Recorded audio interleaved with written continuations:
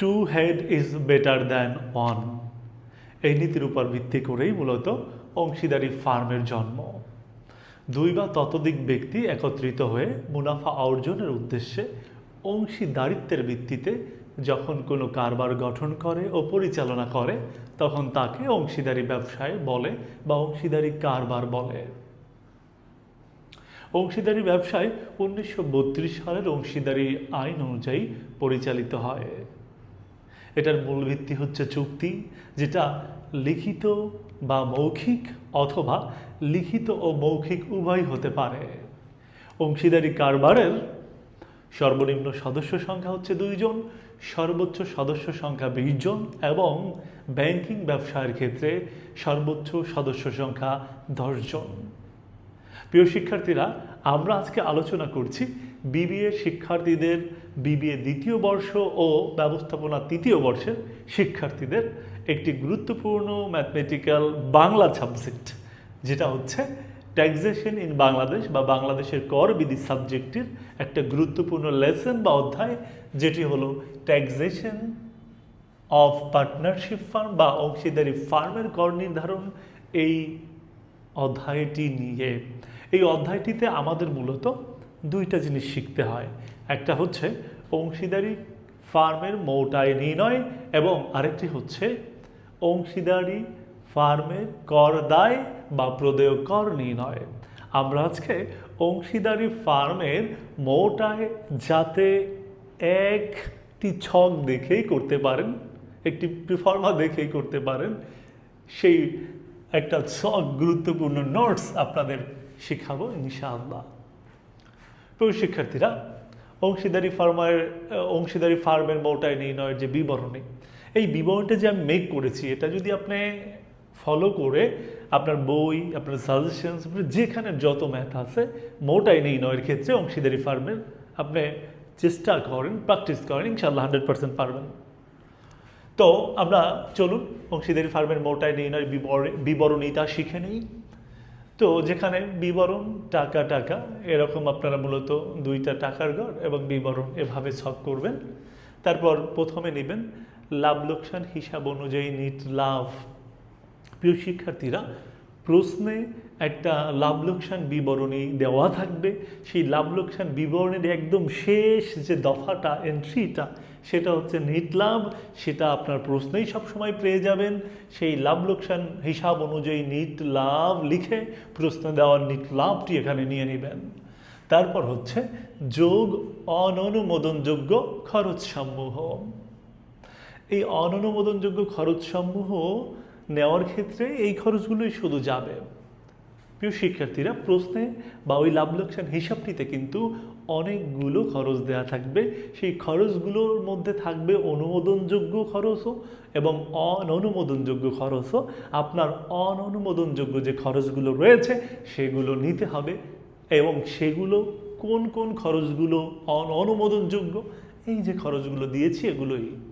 তো কি কি থাকবে সেখানে? অনাদায়ী পাওনা সঞ্চিতি, কুঋণ সঞ্চিতি, অনেক সময় অনাদায়ী দেনা সঞ্চিতিও লেখা থাকবে, বিগত বছরের আয়কর, অগ্রিম আয়কর, কর্মচারীকে প্রদত্ত অগ্রিম, অংশীদারদের উত্তোলন, আইন ভঙ্গের জরিমানা, এখানে আইন লঙ্ঘনের জরিমানাও থাকতে পারে, অংশীদারদের নামযুক্ত সকল খরচ, মানে যেইখানে অংশীদারের নাম থাকবে, যে খরচটার সাথে অংশীদারের নাম থাকবে।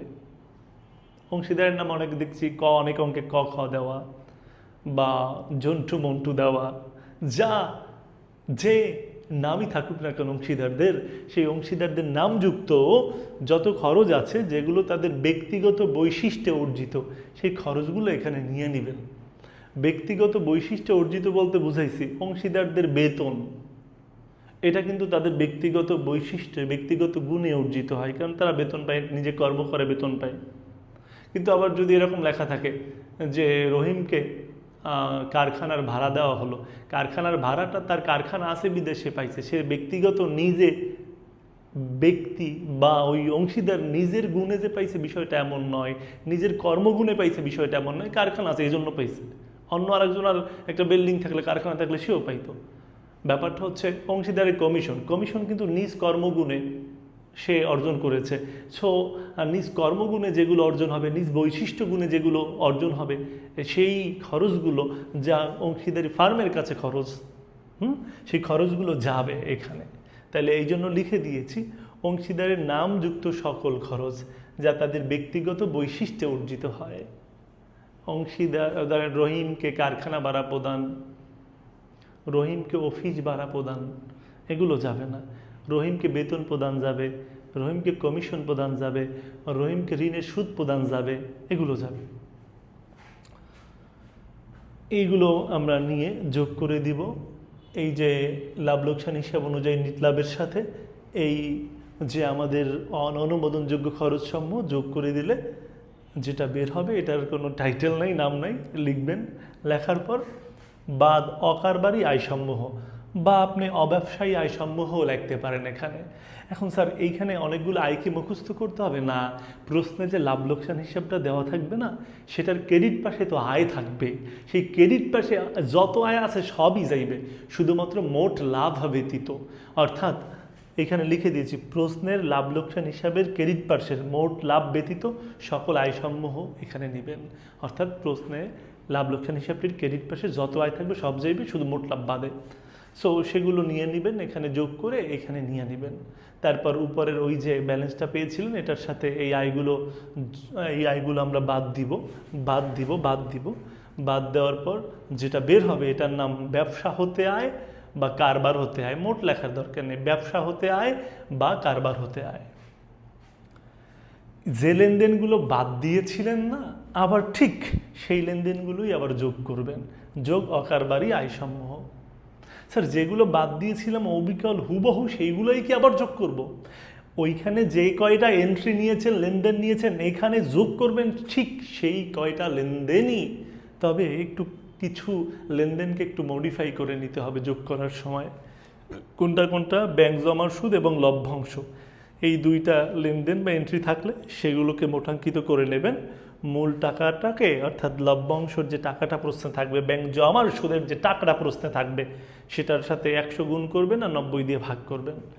আর ভাড়া হতে আয় এটা যদি নিট লেখা থাকে ডিরেক্ট নেবেন, আর ভাড়া হতে আয় যদি মোট লেখা থাকে সেটা এইখানে নিয়ে এখান থেকে মেরামত রক্ষণাবেক্ষণ খরচ 25% বাদ দিয়ে যে টাকাটা হয় সেটা নেবেন। আবারও বলছি, ভাড়া হতে আয়ের ক্ষেত্রে যদি নিট লেখা থাকে বা যদি কিছু নাও লেখা থাকে, আপনি ব্র্যাকেটে নিট লিখে দেবেন, ঝামেলা নাই। তাইলে ভাড়া হতে আয়ের ডিরেক্ট এখানে নেবেন। আর যদি ভাড়া হতে আয়ের পাশে মোট লেখা থাকে তাহলে একটু ঝামেলা, কি এই টাকাটা বাইরে লিখে মেরামত রক্ষণাবেক্ষণ খরচ, ওই যে তারা যে ভাড়া হতে আয় যেটা দিবে, যে টাকাটা দিবে, ওই টাকাটার উপরে 25% ধরে এই ভাড়া হতে মোট আয় থেকে এই 25% মেরামত রক্ষণাবেক্ষণ ব্যয় বাদ দিয়ে যে টাকাটা থাকবে এটা এখানে নেবেন। এবার এই আয়গুলো যোগ করবেন, এখানে নেবেন আয়ের যোগফলটা। উপরের এই যে ব্যবসা হতে মোট আয় বা ব্যবসা হতে আয়, এটার সাথে এটা যোগ করলেই বের হয়ে যাবে মোট আয় বা অংশীদারি ফার্মের মোট আয়। প্রিয় শিক্ষার্থীরা, আশা করছি আপনারা এই ফরম্যাটটা দেখে আপনাদের অংশীদারি ফার্মের মোট আয়ের সব অঙ্ক করতে পারবেন। এভাবে free recorded video class, free live class, free suggestions পেতে রিমন্স এডুকেয়ার পেজ এবং রিমন্স এডুকেয়ারের ইউটিউব চ্যানেল সাবস্ক্রাইব করে রাখবেন। এবং অনলাইনে বিবিএ প্রথম বর্ষ থেকে একদম চতুর্থ বর্ষ পর্যন্ত management department, marketing department, finance and banking department, accounting ডিপার্টমেন্টের অনলাইনে ভর্তি হতে চান বা অফলাইনে ভর্তি হতে চান, যে কোনো প্ল্যাটফর্মে ভর্তি হতে চাইলে আমাদের হোয়াটসঅ্যাপ নাম্বারে অবশ্যই যোগাযোগ করবেন। হোয়াটসঅ্যাপ নাম্বারটা হচ্ছে 01718383063। যারা বরিশালে থাকেন, বরিশালের আশেপাশে থাকেন, তারা তো বিএম কলেজ মসজিদ গেটের অপোজিটে রিমন্স এডুকেয়ারে এসে অফলাইনেই পড়তে পারবেন। আর সমগ্র বাংলাদেশ থেকে অনলাইনে যুক্ত হতে পারবেন। থাকবেন রিমন্স এডুকেয়ারের সাথে, গড়বেন সুন্দর ক্যারিয়ার, এই প্রত্যাশায় আজকের মতো আল্লাহ হাফেজ।